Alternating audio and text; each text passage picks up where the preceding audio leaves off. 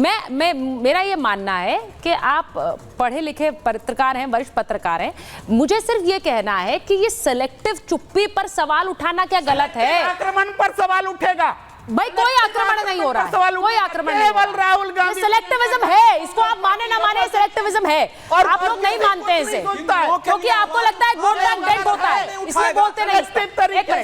एक सेकंड, मैं एक बार एम्बेसडर वोरा आपके पास आ रही हूँ। मुझे नहीं पता है, मुझे कोई सिलेक्टिव ना तो इस पर बात करनी है, लेकिन कहीं पर भी हिंसा होती है, वो फिर इजराइल में हो, वो गाजा में हो, और या फिर वो यूक्रेन में हो, रूस में हो, वो बांग्लादेश में हो, हमारा तो दिल कांपता है ये तस्वीरें देखकर, हमें बुरा लगता है और हम सबके साथ खड़े हो जाते हैं। यही भारत का चरित्र है। इसीलिए आज नरेंद्र मोदी शेख हसीना को शरण भी दे रहे हैं, तो वहां की सरकार को उनके नए प्रधानमंत्री को बधाई देते हुए हिंदुओं की याद भी दिला रहे हैं। मैम, हम लोग डील करते हैं इंडिविजुअल के साथ नहीं, जो भी हेड ऑफ गवर्नमेंट होता है उसके साथ हमारे संपर्क होते हैं। इस समय अफगानिस्तान में तालिबान की सरकार है, डील करना पड़ेगा। हम अमेरिका की तरह नहीं है कि मादुरो साहब हम आपको रिकॉग्नाइज नहीं करते, हम उसको राष्ट्रपति मानते हैं, व्लादिमीर पुतिन साहब हम आपको नहीं पहचानते, हम किसी और को, ये हमारा खेल नहीं है।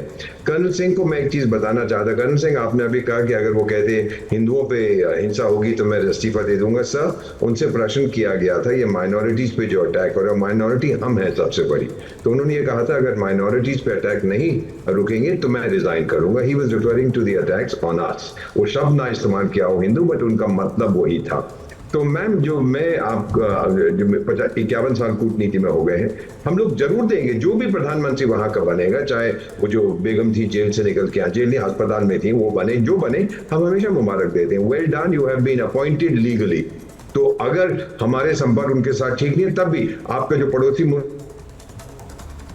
जी, वहां पर भी हम कहते हैं भाई अब बन गए हैं तो अच्छा, चलिए बहुत अच्छा कि आप बन गए वहां के प्रधानमंत्री। ये हमारी परंपरा है। इसको हम जो चाणक्य की संतान है, 51 साल मुझे हो गए कूटनीति में, तो हम लोग सिलेक्ट नहीं करते मैम। हम जो भी बनता है, जो वहां की सिस्टम के ऊपर आता है उभर के, हम उसको मुबारक देते हैं, हम रिकॉग्नाइज करते हैं। मैं आज ये भी समझना चाह रही हूं और कर्नल सिंह आपसे समझूंगी इस बात को, क्योंकि एम्बेसडर वोरा यहाँ है। आप एक तरह से एक मिलिटरीली और कूटनीति के दृश्य से दोनों तस्वीरें आप हमें समझा सकते हैं वहां पर जो इस वक्त बांग्लादेश में हो रहा है। इस बीच शेख हसीना की वापसी की कोई भी संभावना आपको नजर आती है कर्नल सिंह? क्योंकि वहां जिस तरह से हमने पाकिस्तान में देखा है, पाकिस्तान में कई बार तख्ता पलट हुआ है, फिर वहां के शासक वापस देश में आए हैं और फिर उन्होंने अपनी सरकारें चलाई हैं, फिर तख्ता पलट हुआ है। यहां पर तस्वीर किस तरह की लग रही है आपको बांग्लादेश में, कर्नल सिंह? अगर इससे बड़े स्पष्टता के साथ एनालाइज किए जाए, इमीडिएट नियर फ्यूचर में शेख हसीना का वापस जाना will be counter productive. Yes, systems को ठीक होने दीजिए, कुछ बचता है वहाँ, और एक वापस जाना अपने आप में पॉसिबिलिटी बन सकती है, कोई बड़ी बात नहीं है। और ऐसा पहली बार नहीं हो रहा है। शेख हसीना पहले भी इंडिया रह चुकी हैं और फिर वापस गई हैं। इसी तरह हर जगह आप देखते हैं कि जो लोग बाहर गए थे, चाहे वो नवाज शरीफ ले लीजिए या कोई ले लीजिए, ये सब एक ही बात है। लेकिन अगर आप मुझे इजाज़त दें, प्रेम सर ने एक बड़ी अच्छी बात बोली थी कि सेलेक्टिवली हमें किसी के ऊपर कुछ नहीं करना चाहिए। मुझे लगता है सेलेक्टिवली सिर्फ एक चीज़ होती है और वो होती है मानवता। और मानवता का कहीं पर भी अगर नुकसान होता है उसे कंडेम करना हमारा धर्म है, कहीं पर भी हो रहा हो। हम सेलेक्टिवली नहीं होने चाहिए, बात सिर्फ इतनी है। इसको आगे आप एक बात बताइए, अगर आज हम कहीं, कोई मैंने सुना बड़ी गलत बात थी कि हमारे यहाँ भी ऐसा हो सकता है। ओ माय गॉड, क्या मेंटालिटी है? आप ये देख रहे हो कि हमारे यहाँ हो सकता है, हाँ। आप ये नहीं देख रहे हो हमारे यहाँ हम नहीं होने देंगे। अगर अब अवामी लीग को किसी ने गिराया है, जमाते इस्लामी ने, बीएनपी ने, तो हम ऐसा नहीं होने देंगे। इसमें लॉस उस पार्टी का नहीं है, उस देश का है। अवामी लीग अगर आपने नीचे गिरा भी ली तो क्या बड़ी बात है, आपने अपने देश को गिरा लिया। जमाते इस्लामी किसका है, किसकी बातों में आकर ये काम कर रहा है?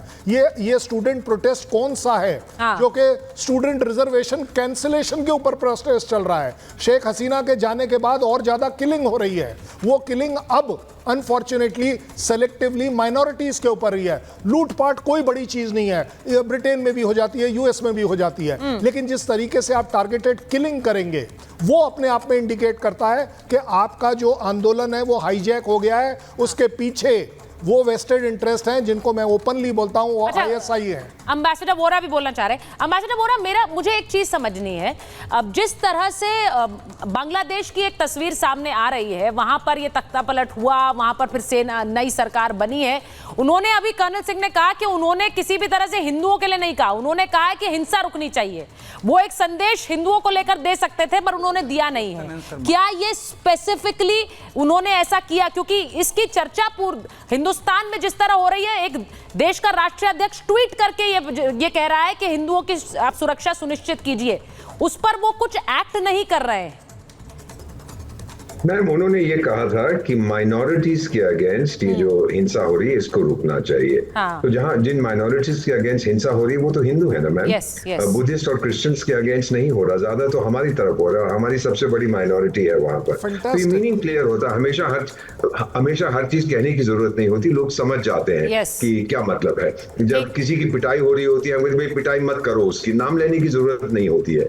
ये पहली चीज है। दूसरा, हमने ये स्पष्ट किया है कि हमारा एक इंटरेस्ट है उस कम्युनिटी में और आप उनकी सुरक्षा करिए। मुबारक हो, आपके पास ताकत है, पावर है, अब आप उसका सही प्रयोग करें, इसमें कुछ गलत नहीं है। दिस इज परफेक्ट डिप्लोमेसी जो हम कर रहे हैं कि आप उसको रोकिए, आपके पास पावर है, आपके पास फौज है, सब कुछ आप करिए, उनका भी आप ध्यान रखिएगा। और अब आप बन गए हैं नेता, आपको हम मुबारक देते हैं, आपके साथ हम मिलकर काम करेंगे। अब ये जो बात आपने बोली है, मैं इस चीज पर एक यहाँ भारत में, प्रेम कुमार जी और अवधेश जी आपके पास आ रही हूँ। जब शुरुआत में शेख हसीना जिस दिन भारत आई हैं, उस दिन ये चर्चा हो रही थी, कुछ लोगों ने बयान तक दे दिया कि शेख हसीना को यहाँ से हटाइए, भारत में क्यों आई है, वो भारत में क्यों शरण दिया जा रहा है। कुछ ने उल्टा कहा कि भाई शेख हसीना यहाँ पर आ गई हैं तो इनको संरक्षण देना चाहिए, लेकिन हमारे साथ इसको शेयर करिए, आप लोग इसके बारे में जानकारी दीजिए। अब जानकारी तो दी गई है, लेकिन अगर भारत में शेख हसीना रहती हैं और वो किसी और देश नहीं जाती, क्योंकि इस पर भी चर्चाएं हो रही, आपको लगता है कि इस देश में जो एक लेफ्ट इकोसिस्टम है वो इसको बहुत आराम से स्वाभाविक ढंग से लेगा? नहीं, इस समय उतना ही नहीं कहा गया। एक तो हमारे देश में एक प्रदेश के मुख्यमंत्री हैं, वो कह रहे थे मोदी जी सुन लो, मोदी जी सुन लो, और शेख हसीना के पास, शेख हसीना जरा बता देना उनको कि क्या हुआ है। देखो क्या है कि मैं तो हैरत में हूं कि जिस कांग्रेस पार्टी ने 1971 में दुनिया के विरोध को नकारते हुए पाकिस्तान के द्विराष्ट्रवाद के सिद्धांत को ध्वस्त किया, उसको पूरा एकदम जमीन पर लाया, उसकी 92-93 हजार सैनिकों को आत्मसमर्पण कराया, पूरा देश को तोड़ दिया। आज अगर ये सब होते तो कहते भाई वहां क्यों जा रहे हैं। अब बांग्लादेश के लोग, उस समय आपको बता रहा हूं कि सीमा कुछ थी ही नहीं, वहां कोई हमारे बॉर्डर सिक्योरिटी फोर्स नहीं, जितने लोग चाह रहे थे भारत में आ रहे थे, लोग यहां से जा रहे थे, कोई सीमा नहीं थी। आज अगर वो सिचुएशन हो जाएगी तो हमारे देश में क्या होगा?